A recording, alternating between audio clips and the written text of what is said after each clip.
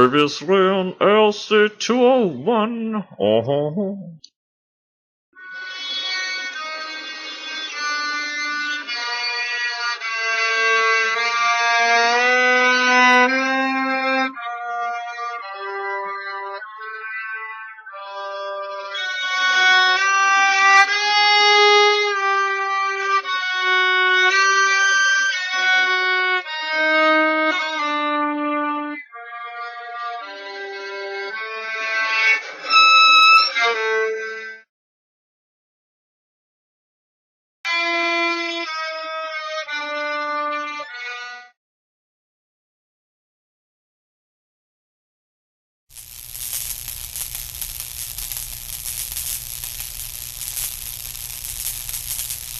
Hi everyone. I wanted to start off this video by giving a brief plug to a TV series that was alluded to just a moment ago, Charlie Brooker's Black Mirror.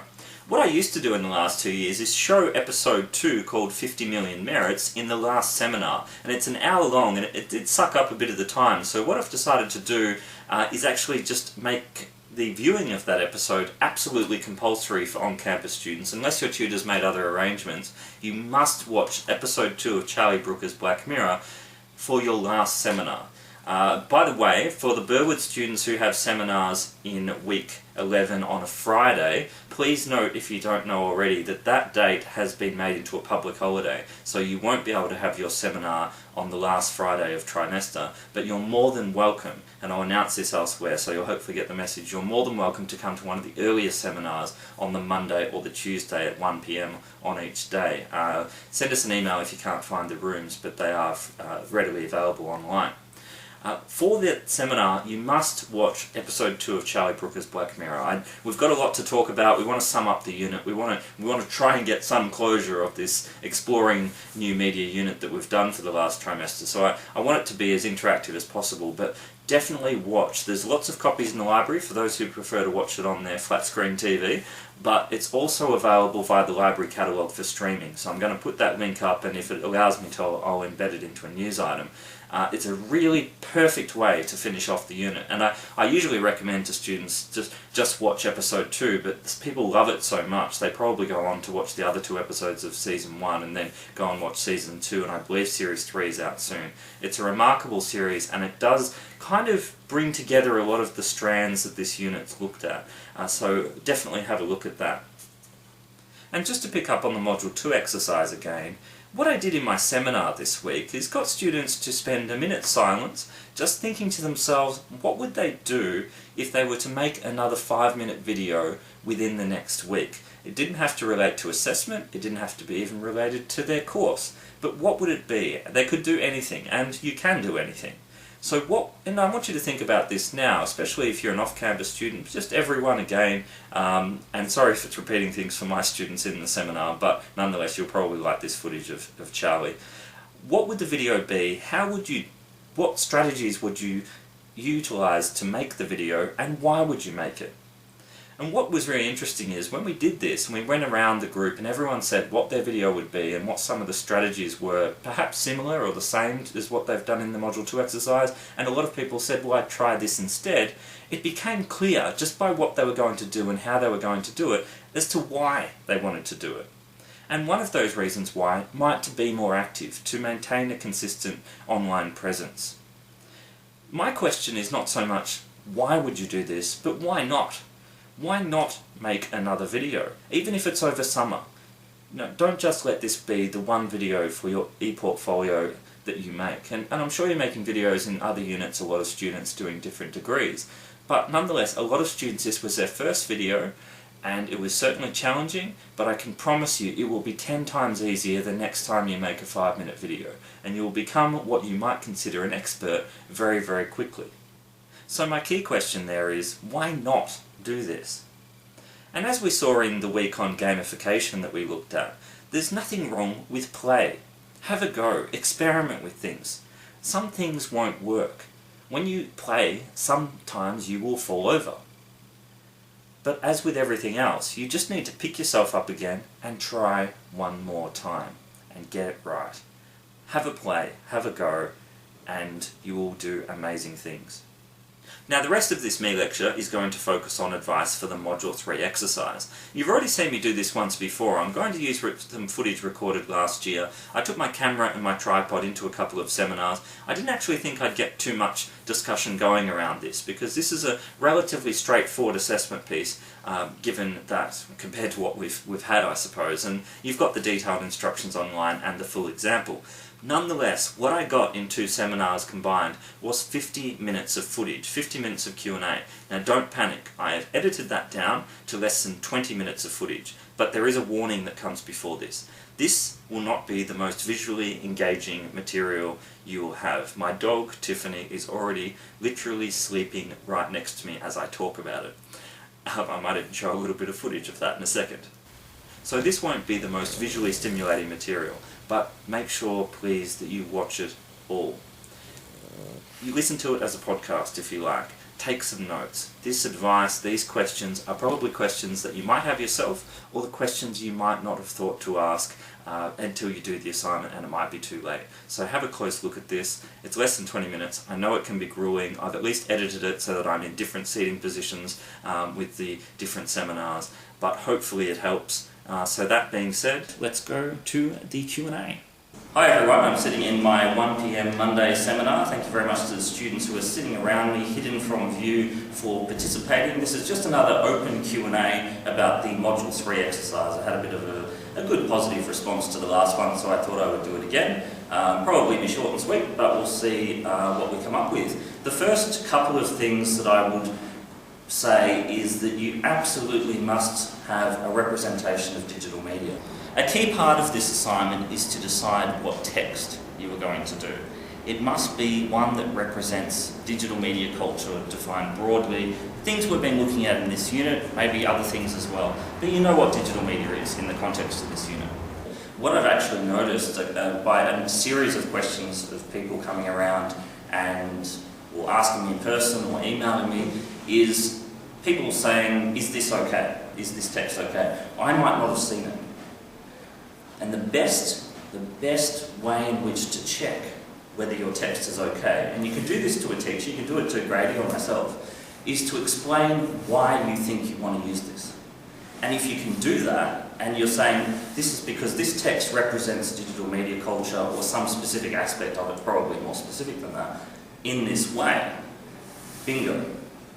That's kind of where you're at. That's what you want.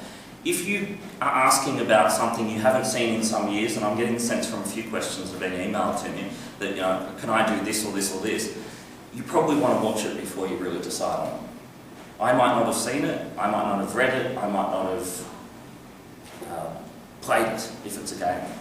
But if you can explain to me in a 3-line email why you want to do it, I'm probably going to say yes, because you'll actually know when you do that. The reason why I'm saying you could ask me or Grady or someone else is because you can kind of do that to anyone. Go to someone who's not in the unit or another student saying, I want to do this because, and if it works, then you've got it. If you start on the wrong foot, you'll actually kind of go off track very, very quickly and be very hard to get back on track, if not impossible. So make sure you choose a good example that you can analyse for 1,200 words, and it doesn't have to be a film that focuses on Facebook literally. It doesn't have to be a TV show that's got an episode that has everything to do with it is about digital media and the internet. A lot of students tripped over last year because they did not have a representation of digital media culture. And that's the fundamental aspect. People literally forgot, I am doing ALC201 Exploring New Media user settings implications, and chose a text that was not relevant to the unit. Now that might seem a strange mistake, but it's actually quite easy to do because you've done textual analysis before, and that's my second point. You must analyse. Another really important thing to make sure you do is to conduct an analysis. It's something that goes beyond description and summary. I don't want a synopsis of a film. I don't want to know just what happens. To get from description to analysis is quite a big hurdle for people. But a really good way of getting from description to analysis is to use concepts. Use ideology, use representation, or its synonyms, depicts, portrays. This film represents this in this way. The thing that close textual analysis does is finds the intersection between what a text says and how a text says it. Analysis is, broadly speaking, finding the intersection between what a text says and how a text says it. So what is a text saying? What messages or meanings are being conveyed or generated? And how is it doing that? Now, the reason why we're looking at the intersection there, and why it's really important to think of both elements, is that the best way in which to conduct an analysis is to highlight explicitly, to critique, deconstruct, think about the how, the techniques and conventions of a game, of a novel, of a film, the narrative techniques, the structure, all that kind of stuff. If you're using techniques explicitly in your discussion, you're actually probably analysing before you know it. It's kind of a fail-safe way, and I talk in detail in the book about how to make sure you're conducting a textual analysis. Because that's the key. You need to analyse a text. And if you are talking about how a text says it, whether you're talking about filmic techniques or conventions, or the mechanics of gameplay, or literary narrative devices, if you're explicitly mentioning techniques, conventions, then you're actually analysing. That's why I say explicitly use them, because you are actually analysing. You cannot describe something when you start to critique, break down, deconstruct with techniques. And that's where the big hurdle, the big kind of move from description to analysis comes. When you start to interrogate that intersection between what a text is saying. You can't just talk about anything the text is saying. In this context, we're looking at the depiction, portrayal, representation of digital media and the ideological discourses around that. The recommended reading, Ideology and Meaning in Film, that I put up for last week is very useful, not only for film, but for TV shows, for games, which are becoming more film-like in some of their narratives, particularly the cutscenes and the introductory credits kind of opening. But the good thing about that reading is I actually provide a list of filming conventions within that reading. It actually explains what a close textual analysis is. And you have readings on narrative as well. But what a close textual analysis is, what ideology and representation are two fundamental concepts to this assignment, and gives an example, well, a couple of examples really, of textual analysis. Nothing to do with digital media, so don't get me wrong, you're not just doing that, but it gives you an example of how to do it. And why I'm emphasising the reading is not to try and get you to read something that I've written, but it's actually to say that only about 6 people out of 250 enrolled in this unit have emailed me for that reading.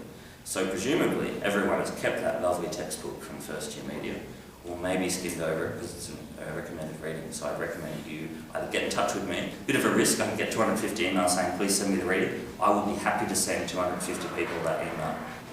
You've done it before, don't be nervous. I'm trying to get you nervous, and comments I've made already have got people a little bit anxious, but that is fully intentional.